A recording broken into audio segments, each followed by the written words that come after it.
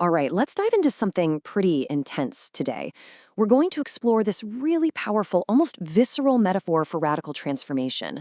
It comes from a text about a figure called the Prince of Lies, and it's this idea of the third sloughing. Think of it as a process of shedding your entire old self to become something completely new, maybe something a bit terrifying, and just maybe a whole lot more free. And this quote, wow, it just cuts right to the heart of the matter, doesn't it? We're not talking about some gentle self-help kind of growth here. The key words are painful necessity.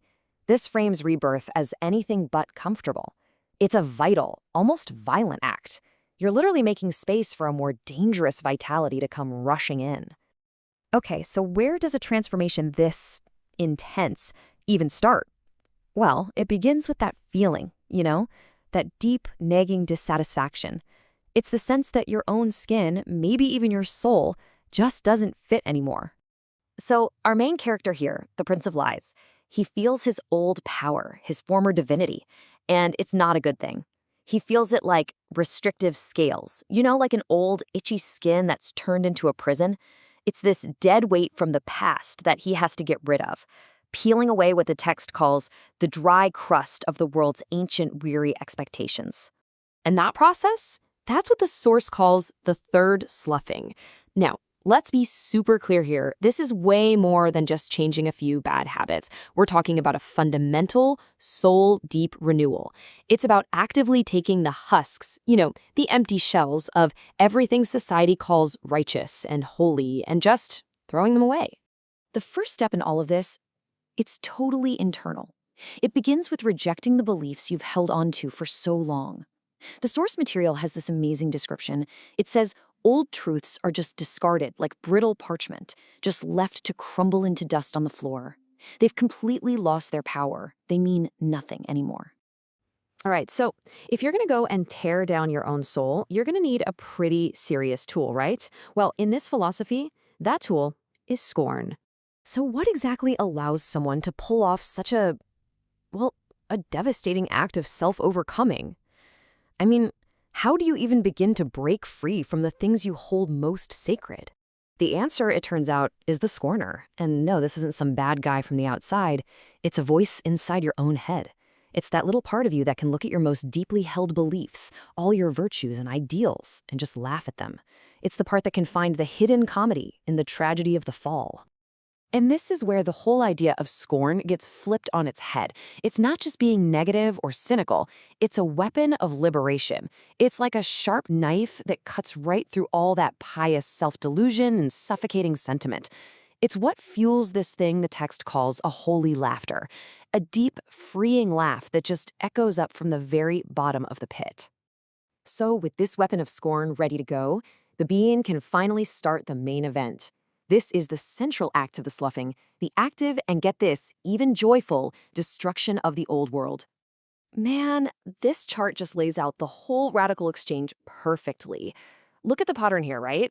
You're ditching these heavy, abstract things like old truths and heavy virtues. And what are you embracing? Tangible, active things like a new skin and a defiant will. It's a complete shift. You're no longer being defined by some external ideal, but by your own internal liberated power. The source actually gives this a name, the gay science of the ruins. And it's basically a 4-step process. Step 1, figure out what makes you feel comfortable and secure. Step 2, use that inner scorner to mock the very idea of that security. Step 3, start seeing the cracks in your world, the void, as something beautiful. And finally, step 4, you realize that destroying the old stuff is the only truly sacred act left.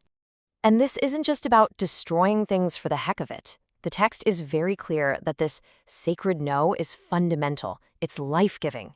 It's as necessary and primal as a newborn baby taking its very first breath. It's the rejection that actually makes new life possible in the first place. So, after all of that, all the destruction, the shedding, the scorn, what's actually left?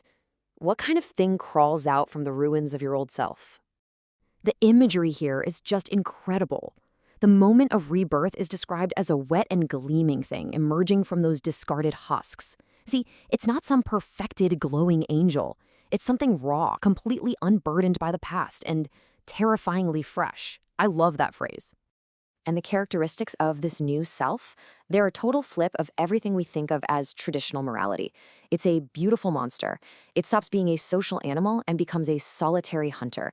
And this is huge. It's no longer the fallen one, defined by some past failure. Nope, it's the risen one, who has literally climbed out of its own history to grab onto a new and terrifying now.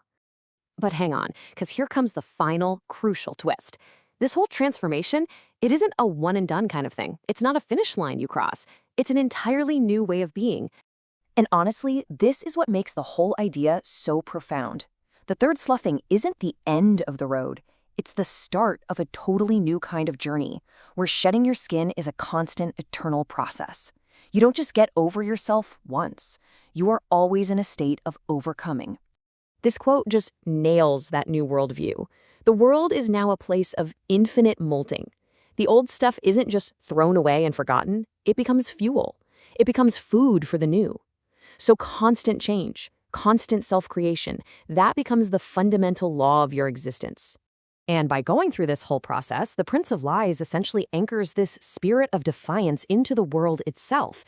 He makes this potential for a total rebirth available to anyone who has the guts to scorn their own limitations and question the things that make them feel safe. So, where does that leave us? Well, the philosophy of the third sloughing leaves us with a really provocative thought. It kind of forces you to look in the mirror and ask, what are my old skins? What are the restrictive scales, the comfortable but worn-out truths in my own life? So, let me ask you, what sacred truths are holding you back? Because that question, that's the very first itch of the sloughing to come.